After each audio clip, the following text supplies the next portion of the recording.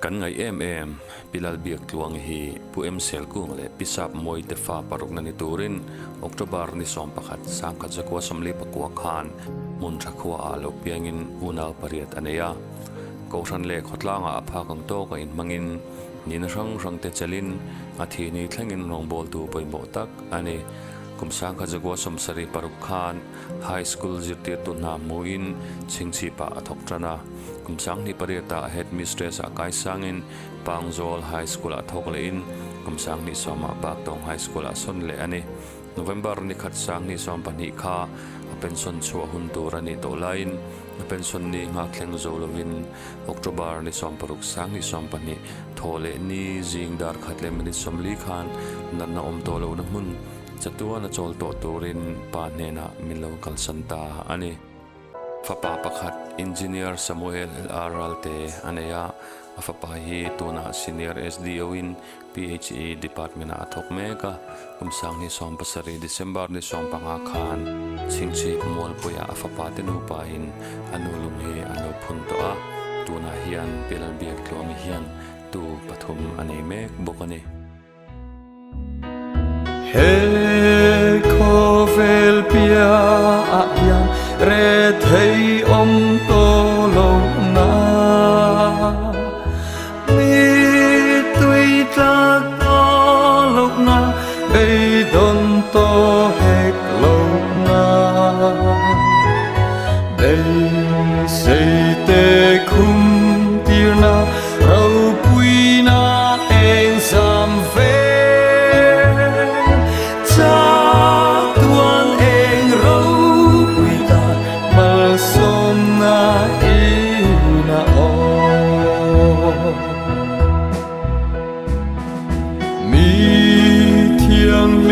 sang som ten lim na la top lo chu lom ta kinan sa phô thut heng râu bùi về la pha tha rau thiang nim râu bùi a trôi môi na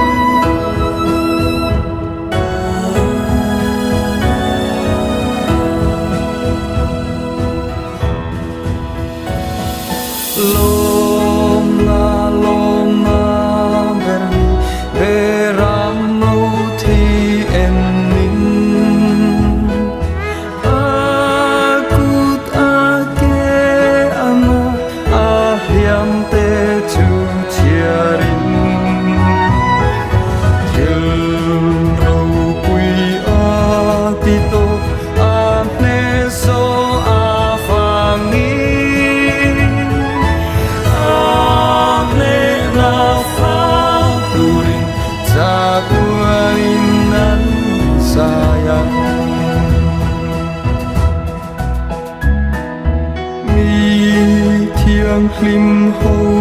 te u in chang dam tu miak nung sui chu lao su la tho rim le buaina chu rei lo be nga khram nia lo na ma ngai ya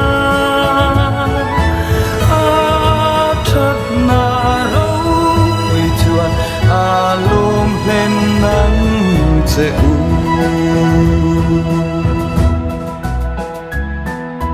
cho quan eng rong quy ta mal sông nga ina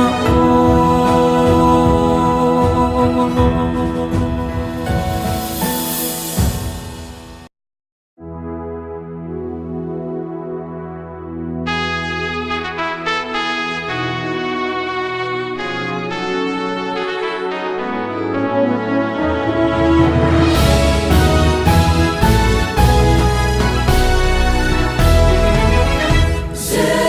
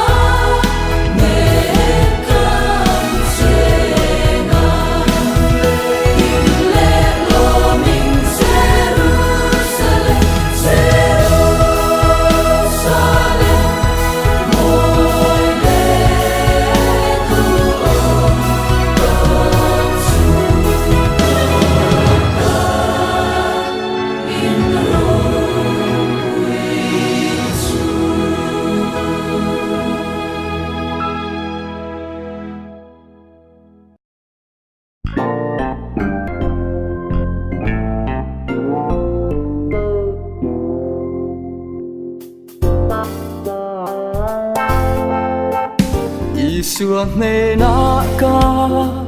buaina ka thlen ka mang an le lung ngai na song ne ka ta na rit lua e ka sual phur pi Isua châu min ma ngai tu ani Lal Isua hnenah Lal Isua hnenah ka khen nghe yang ka phur trong chu ka ta na rit lua e ka sual phur Isua châu min pui thấy tu ani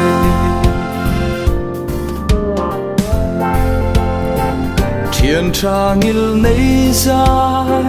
đam Isua hnenah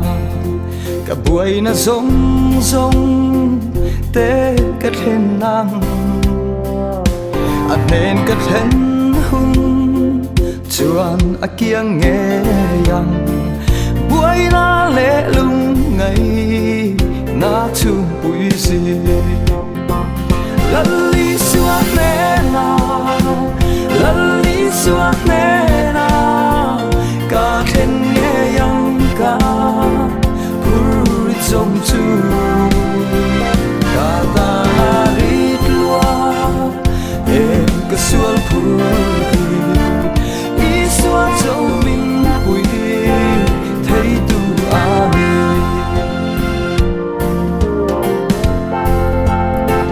thêm na chum pui ka lengin ka ngai chan dam tu ka ri phur chok tu rin buaina zong zong mà ngày na ram ma bu vang ka chan dam tu kia Lal Isua hnenah Lal Isua hnenah ka khen nghe yang ka phur trong chu ka ta rit lua e ka sual phur Isua châu min pui thấy tu ani Lal Isua hnenah Lal Isua hnenah ka khen nghe yang ka phur trong chu ka ta